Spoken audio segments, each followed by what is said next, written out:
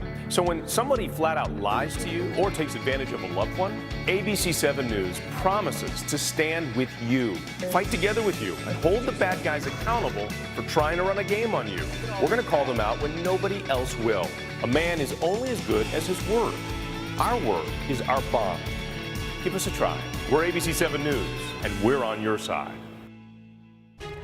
A local college campus in mourning tonight. A 19-year-old plunges to his death. Fellow students say he took a hallucinogenic drug. The serious warning from George Mason University. Plus, she was one of those people who was there, and you know, she was a lot of support. She was my sister.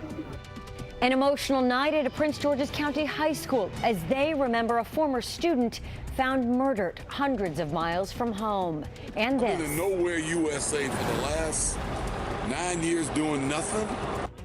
So he says, give me a break. It was only a matter of time until the cameras caught up to O.J. Simpson. What else he had to say hours after being released from prison. Now, ABC 7 News at 11, on your side. Good evening. I'm Kimberly Suiters. At this hour, a troubling investigation at a local college. A George Mason University student dead. Other students telling police he had taken a hallucinogenic drug and then plunged to his death. Tonight, it is prompting a serious warning from college leaders. Melissa DePani is live in Fairfax with the very latest. And I understand, Melissa, students gathered there to remember this student. They did. About 100 of them gathered tonight to remember this young man. But most importantly tonight, campus police want students out there to know that this substance is still out there. They know that students have it. And if you do have it, you're asked to contact police because you could be in danger. There is medical amnesty on this campus, so you will not get into trouble. Now, police say that this 19-year-old student had taken this hallucinogenic substance and then ran out a fifth-story window here at the Potomac Heights Residence Hall. Now, tonight, as you said, Kimberly, students gathered to remember this young man who we understand was in a fraternity. No name has yet been released. Now, grief counselors will be made available for those students who need it. We're live in Fairfax. Melissa DePani, ABC 7 News. Melissa, thank you. Also new at 11, an emotional night at a Prince George's County high school. Friends and family came together to remember Ashanti Billy. The 19-year-old was a graduate of Wise High School. She was found dead in North Carolina after going missing from the Norfolk area. Our Q McCrae was there as those who knew her paid tribute to her memory. It's been an emotional evening here, to say the least. You'll notice the crowd here behind me. Here's a look. Easily more than 100 students, current and former, who all had class with Ashanti Billy. Tonight, during their vigil, it was their way of honoring and celebrating Billy's life. They'd said a prayer for her and then release balloons into the night sky. Billy's disappearance is one we've covered from the beginning. The 19-year-old went missing on September 18th. According to authorities, she drove to work and disappeared. And that's until FBI agents found her body in Charlotte on Friday. Disturbing news that rocked the Wise High School campus here. I didn't have a lot of people in my life telling me, you know, to be myself, but she was one of those people who was there. And, you know, she was a lot of support. She was my sister. For the person who did this, I don't have much to say, but they'll figure out what's coming to them. In addition to the balloons in the air, every student here tonight received a ribbon, just like this one, to honor Billy's life. Now, when it comes to the investigation into her death, that continues tonight. We'll keep you posted when we get more details on her disappearance and passing. But that's the latest here in Prince George's County tonight. I'm Q McCrae, ABC 7 News. Q, thank you.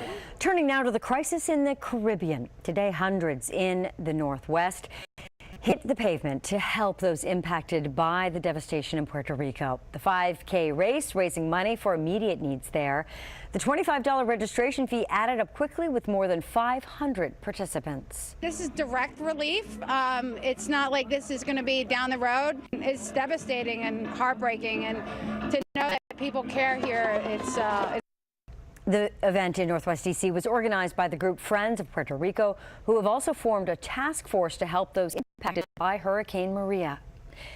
Nearly 2 weeks after the storm hit Puerto Rico, the governor says aid is slowly moving in and being distributed, but more is needed. This comes as President Trump takes to Twitter and again today saying, "We've done a great job with the almost impossible situation in Puerto Rico." Also responding to what he calls politically motivated ingrates.